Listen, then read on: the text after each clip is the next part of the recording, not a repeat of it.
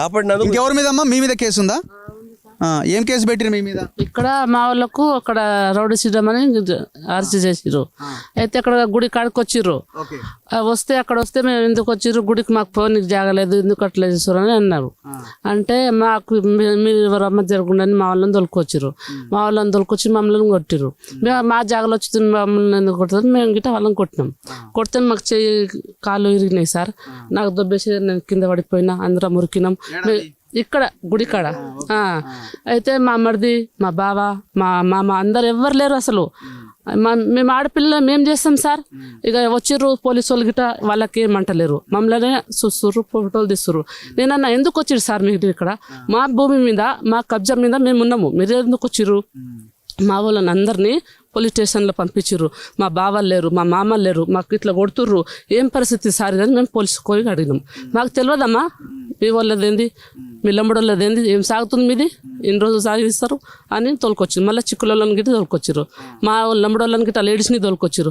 వాళ్ళు కొట్టిరు మాకు బాగానే. మాకు కొడతారని మేము గిట్ట కొట్టినాం. మా జాగాలో వచ్చి మమ్మల్ని ఎందుకు కొడతారు మీరు, మీదేం నడుస్తుంది, మా వాళ్ళు వచ్చినాక మాట్లాడదాం, అప్పటిదాకా మేము పని జరగనీయం, చేస్తాం, పోరాటం చేస్తాం అంటే మా మామ గిట్ట లేరు, ఎవరు లేరు. మా మస్తు బాధపడ్డాము. నేను నా కొడుకు తీసుకుపోయిండు, నాకు స్కానింగ్ తీపించిండు, స్కాన్ తీపించిండు, చెయ్యి మొత్తం వంకరైంది, డ్యామేజ్ అయింది, ఆపరేషన్ చేస్తామని అన్నాడు. నా కొడుకు మస్తు బాధపడ్డాడు, నేను గిట్ట మస్తు బాధపడ్డా. మా ఆయన గిట్ట కాలు నొక్కిండు ఆయనకు వద్దు అని. మా ఆయన మీద లేదు, లేడు కానీ పోలీసు వాళ్ళు ఉన్నారు. నేను చెప్పిన సార్ మాకు న్యాయం చేయండి, వీళ్ళకి న్యాయం చేయండి, పని ఆపండి సార్, మాకు గిట్ట న్యాయం చేయండి, వీళ్ళకి న్యాయం చేయండి. మీరు పోలీసు వాళ్ళు వచ్చి కెమెరా ఎందుకు తీస్తుర్రు మా మీద, మా జాగాలో వచ్చి మీరు మీకేం అధికారం ఉంది అని నేను చెప్పిన. నేను మా జాగాలో వచ్చి మమ్మల్ని పోరాటం. ఇప్పుడు మరి మీ భూమి మీద కాకుండా పోతుందా?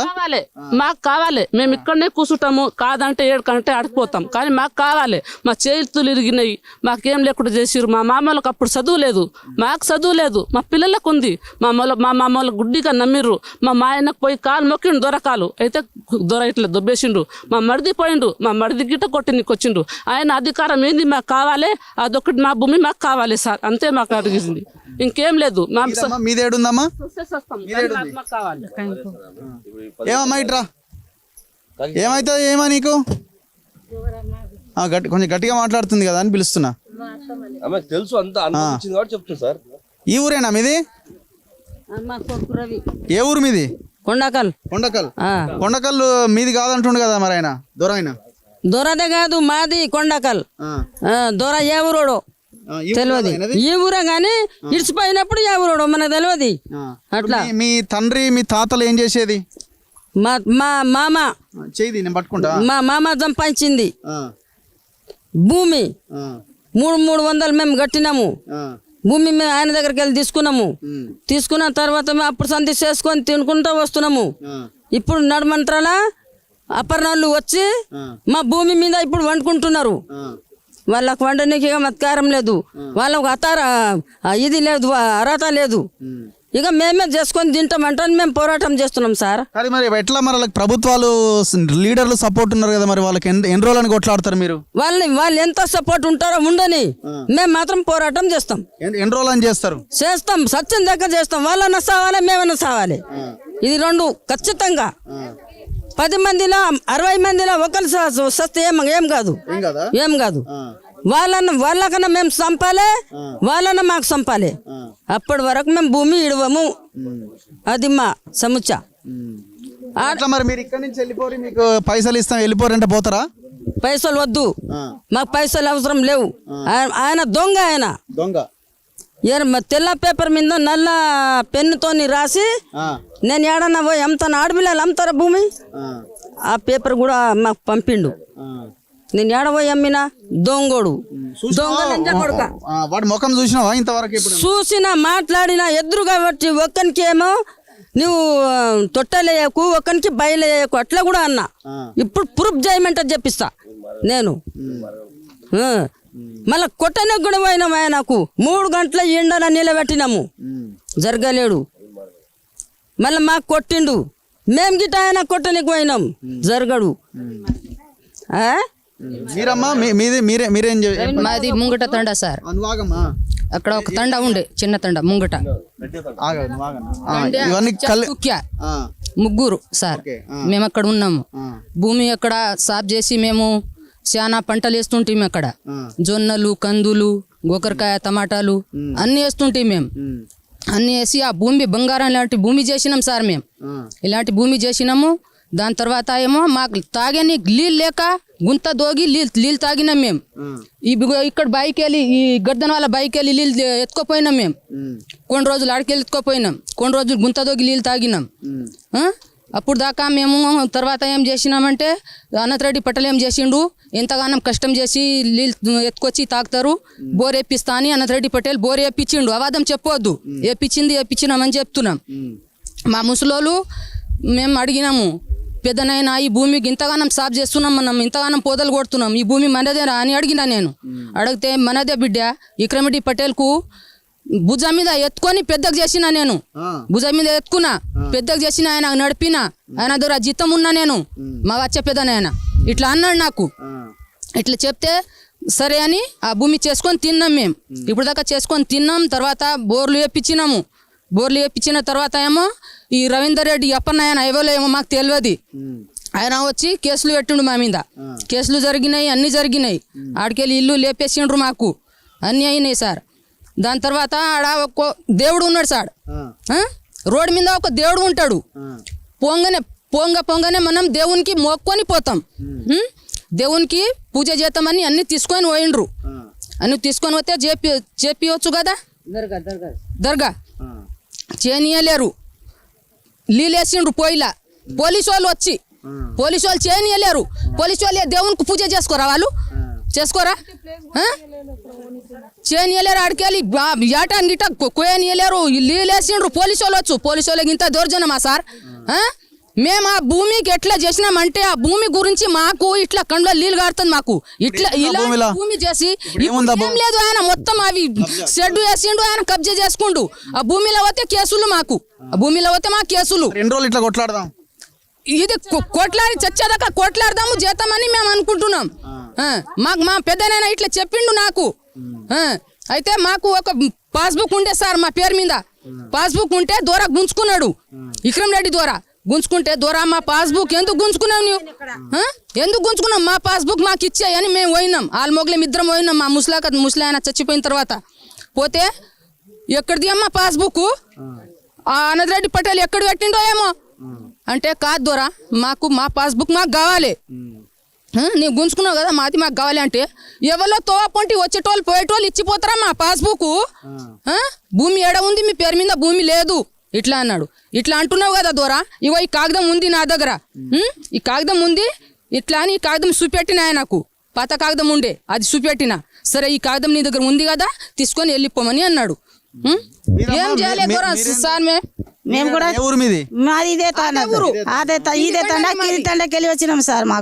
మాకేమన్నాడంటే మేము ఆ తండలకి వెళ్ళిపోవాలి, ఈ తండకి రావాలి, మీకు భూమి ఇస్తా, 2 ఎకరాలు భూమి ఇస్తా. ఈ అంటానంటే లేను, మీ పిల్లల జల్లలు అందరు పోవాలి, తండ లేపిపోవాలంటే తండ లేపిండు, ఇల్లే లేపిండు. చిన్న తండ ఇడికి తెచ్చినాక మేము ఇడికి వచ్చినాము. మళ్ళీ పోయి దొరకు అడిగినాం, మేము దొర నీ భూమి ఇస్తాండా అన్నావు, మాకేం లేదు, మేము ఏడా బతకాలి, ఎక్కడిదిరా మీకు భూమి ఆడికెళ్ళి తేవాలి, ఏడా సంపాదించారు మీరు, ఎక్కడికెళ్ళి తెచ్చి ఇవ్వాలంటే ధర నువ్వు చెప్పినావు కదా, చెప్పిన మాటకైతే ఇడికి వచ్చినాం కదా, మేము ఇడికి రాకపోతే నీ చెప్పాటుగా మేము ఇడికి వచ్చినాం. ఇడికి వచ్చినాక మేము ఏడ బతకాలి, ఏడ చావాలి అంటే ఎక్కడికి తెచ్చి చేసిరు, తిన్నారు. ఎప్పటి నుంచి స్టార్ట్ అయింది, ఎప్పటి నుంచి గుంజుకోవడం స్టార్ట్ చేసి? ఇప్పుడు 4-5 సంవత్సరం అవుతుంది సార్. ముందు అంతా మీ చేతుల్లో? మా చేతిలోనే ఉండే, మా చేతికి వెళ్ళి ఆడికెళ్ళి లేపినాడు.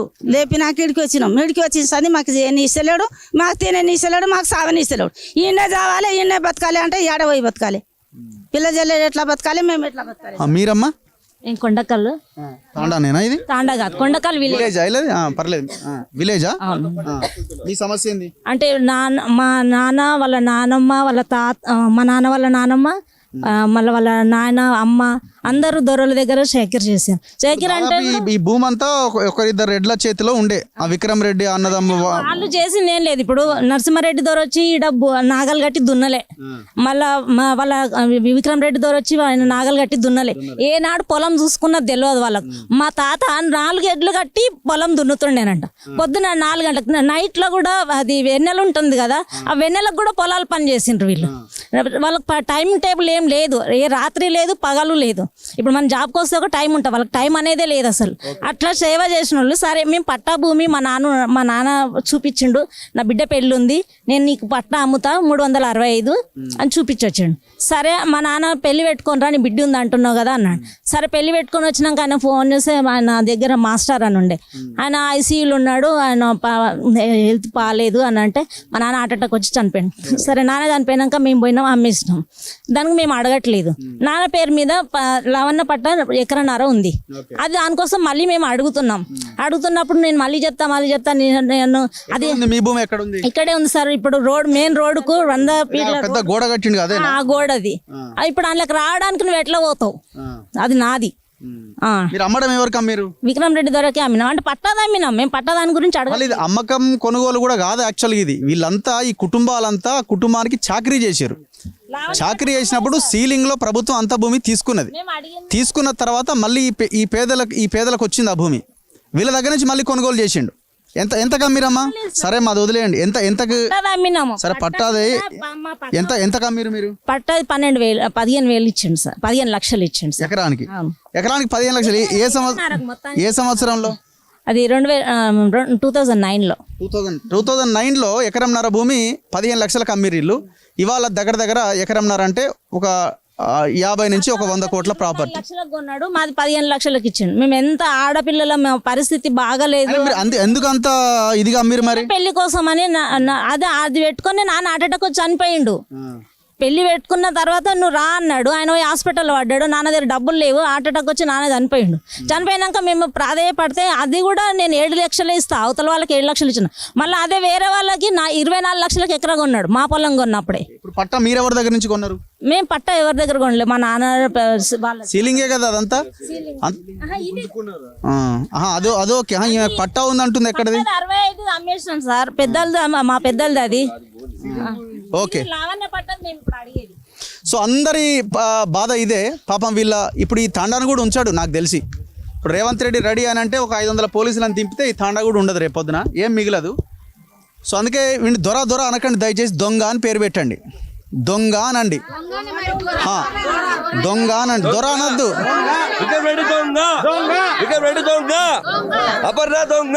ఇదే ఒక్క నిమిషం.